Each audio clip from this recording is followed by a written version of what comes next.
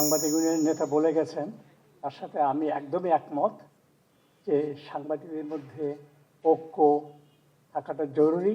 যে কোনো বিষয়, যে কোনো সময়, যে কোনো বিরোধেই ক্ষতিকারক। এটা বিগত ৫৫ বছর বলেন, ১৫ বছর বলেন, এই সমকালের মধ্যে এটা একটা বড় অগ্রগতি, বড় ভাবনা, বড় চিন্তা। আমার খুবই পছন্দের এবং শ্রদ্ধার মানুষ শফিক রহমান আমাকে একটা ধন্যবাদ দিলেন। আজকে প্রথম আলোর প্রথম পৃষ্ঠায় তার উদ্ধৃতি গেছে, এটাতে তিনি অসাধারণ একটা ভালো লাগা কথা এদের মধ্যে আমাকে বলেছেন। বলবো একটা ছোট কিন্তু গুরুত্বপূর্ণ, এটাও একটা বড় পরিবর্তন। তো শফিক ভাইকে আমি ধন্যবাদ জানাই। শফিক ভাইয়ের প্রতি আমার একটা বিশেষ একটা প্রীতির আছে দীর্ঘ সময়ের বন্ধুত্ব সম্পর্কের কারণে। এই ধরনের ছোট ছোট ঘটনাগুলি অনেক বড় হয়ে যেতে পারে, বড় হওয়ার দরকার, প্রয়োজন। এই সময় এটা আরও সবচেয়ে বেশি প্রয়োজন।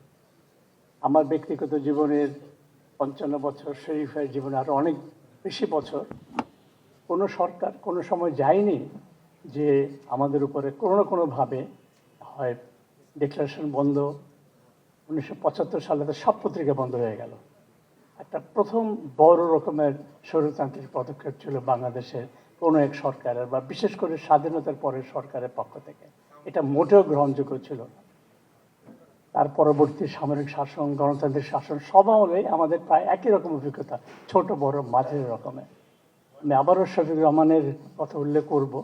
তার প্রতি যে ধরনের নির্যাতন, যে ধরনের দণ্ড বা কারাগারে থাকার অভিজ্ঞতা হয়েছে, এবং তিনি আমাকে বারবারই মেসেজ পাঠিয়েছিলেন, মতিকে যেন গ্রেফতার হতে না হয়, এটা ওকে সাবধান করো, প্রয়োজনে দেশ থেকে বেড়ে যেতে বলো, কারণ এই ভয়ঙ্কর অভিজ্ঞতার মধ্যে দিয়ে আমি গেছি, এটা যেন আর তোমাদের কারো জীবনে না আসে।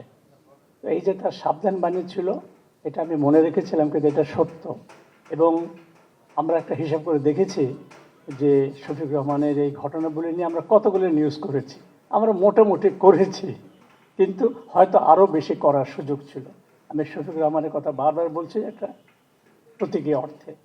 আমাদের অতীত অভিজ্ঞতা ভালো ছিল না।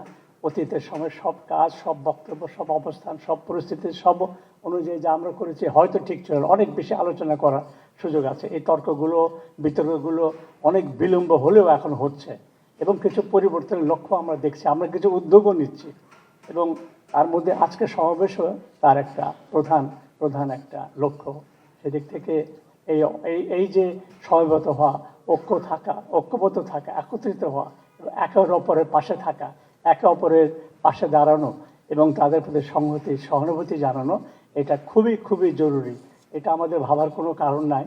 আগামী সরকার, নির্বাচিত সরকার আসলে আমাদের সব কিছু আমরা পেয়ে যাব। অতীতে হয়নি, এখনো হবে না, আগামীতে ভাবনাটাও আমাদের জন্য সাবধানের, সতর্কতার সঙ্গে আমাদেরকে ভাবতে হবে।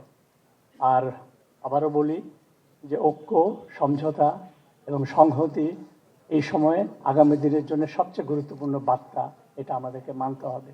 আর যে মতের, যে চিন্তার, যে ভাবনার, যে আদর্শের হোক না কেন, সংবাদপত্র, সাংবাদিকতা এবং ব্যক্তিগত তার নিরাপত্তা ইত্যাদি সহ সকল বিষয়ে আমাদের ঐক্য থাকতে হবে, সমঝোতা থাকতে হবে এবং আমাদের পাশে দাঁড়াতে হবে। আপনাদের সবাইকে ধন্যবাদ, সবার প্রতি কৃতজ্ঞতা এবং সবাইকে শুভেচ্ছা, অভিনন্দন। ধন্যবাদ।